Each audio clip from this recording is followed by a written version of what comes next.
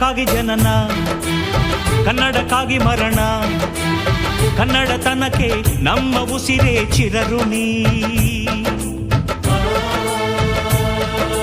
ಮುತ್ತಂತಿರೋ ಈ ಮಣ್ಣಲ್ಲಿಯೇ ನಿಮ್ಮ ಮಗನಾಗಿ ಹುಟ್ಟುವೆನ, ಪ್ರತಿ ಜನ್ಮ ಪ್ರತಿ ಜನ್ಮ.